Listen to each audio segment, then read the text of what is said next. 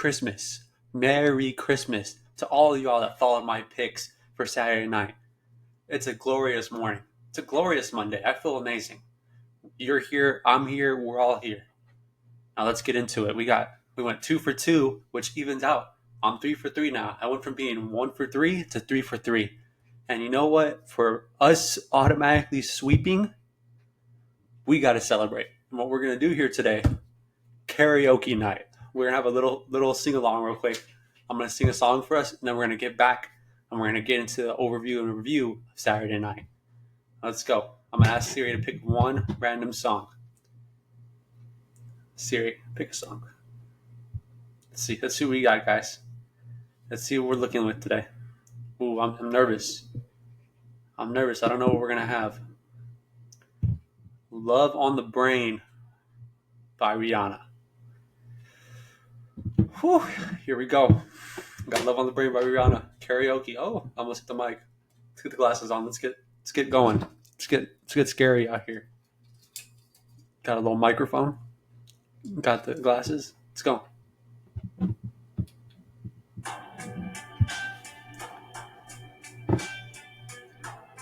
Ooh.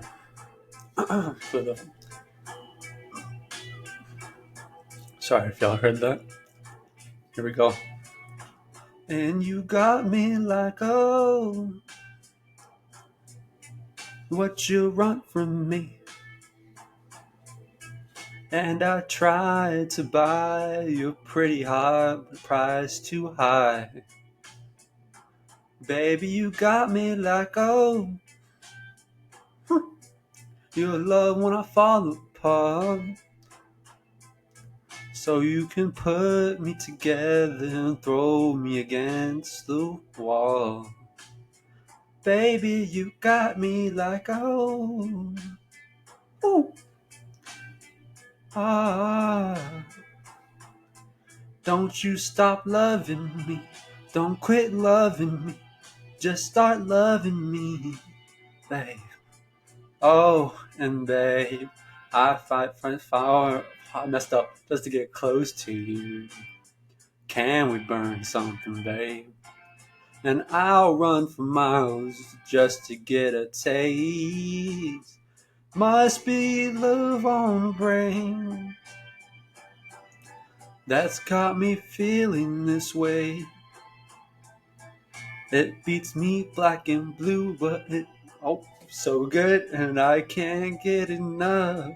Must be love on the brain, yeah. And it keeps cursing my name. Matter I do, I'm no good without you, and I can't get enough.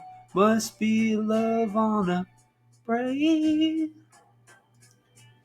And you keep loving me, love to me, yeah. Just love me. All you need to do is love me, yeah. Got me like, ow. I'm tired of being played like a violin. What do I gotta do to get your heart? Baby, like, ow. Oh, ah. Don't you stop loving me. Don't quit loving me. Just start loving me, babe. Oh, and babe, I fist fight and will fight just to get close to you. Can we burn something, babe? And I'll run for miles just to get a taste. Must be love on the brain that's got me feeling this way. It beats me back in blue, but it's so good and I can't get enough. Must be love on the brain. It keeps cursing my name. No matter what I do, I'm no good without you, and I can't get enough.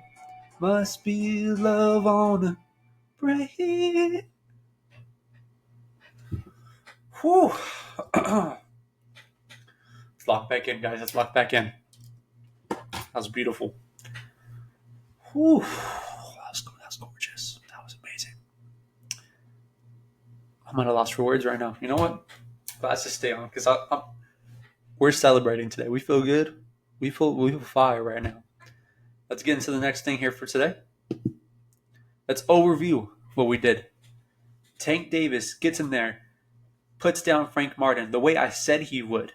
In my predictions, I stated Frank Martin would win like the first 3 rounds, and then after that, Tank would start finding his openings. He'd start landing those body shots, start landing those little quick head shots. And it was happening. And he started hurting him. The end of the 7th round, I knew this fight was over. I saw Frank Martin. He was in trouble. He looked like he was wobbling a little bit. He didn't know where he was. Round 8, they get in there. He gets him in the corner. The real punch that really put him out was that uppercut. And Frank Martin even said, the punches you don't see are the ones that come from beneath. Because that thing came, and it came hard. And it almost fully dropped Frank. But you saw that punch put him out, and after that hook is what put him. Good night, Irene. Now let's go into the next one. Benavidez. So I got this right as well. I said it's going to go the distance. I thought it was going to be a little closer. The Ukrainian didn't put up as much fight as I thought he would. But like I said, I didn't see Benavidez putting him down, and he didn't put him down. Does this have to do with a little bit of power? Is Benavidez' power not as good at the light heavyweight? And there was a lot of things I didn't like what I saw from Benavidez. I didn't like that he was kind of leaving. He does this a lot. He leaves his chin up whenever he's throwing those big combos. He has a big opening, and I think a lot of the bigger fighters that we're going to get into in a little bit to fight him are going to expose that, and they're going to hurt him. And I also didn't like that leaping hook that he was doing a lot. I just didn't like it. I feel like it was sloppy. I feel like it showed that he was trying to chase too much. And some fighters are really going to make you pay. Because I didn't see his opponent. I didn't see him really trying to go in for a kill. He didn't start to the late rounds when those were already over. So I just didn't see it. I didn't see that much adversity against Benavidez in this fight that I wanted to see. So let's keep moving. What do I see going on here with Tank? Where do I see Tank going from here? Devin Haney versus Gervonta Davis. I see this being the next fight. I think that Haney really is trying to get everyone to forget about the Ryan loss. And I think some people are. Some people are looking past it. But at the end of the day, it happened. You said this guy had nothing. You said all he had was one shot, and that one shot was enough to put you down quite a lot. Everything aside, the overweight, all that aside. And I think that we just had to see. We saw a lot of things from Haney that kind of really exposed him. Those shots, he had a lot of body shots to the liver against Ryan, pounding that liver, and it didn't affect Ryan. And I was sitting there and I was like, wow, I really thought Haney was going to put up something here. And then Haney fighting backwards is a little hard for him, you could tell. That's just a lot of things for Haney that I don't think this is a fight he wants to take. I think that Tank will get in there, get close up on Haney. I think this fight would air out the same way that a lot of fights would with Tank. I think Tank would be getting outboxed for a while. I think he would let Haney get comfortable, and then I think he would land the shots. And he would start dropping Haney, and he would hurt him pretty bad. As much as I love Haney, that's what I think truly would happen. All right, now let's get on to the next fight. Oh, I almost forgot to mention, with Haney dropping the sparring footage instantly right after the fight, that's like you kind of saying, yeah, I beat this guy, or like saying that he did it. And all it shows really is Haney going for a big old cheap shot. Like, come on, Haney. But again, what they say, you always protect yourself.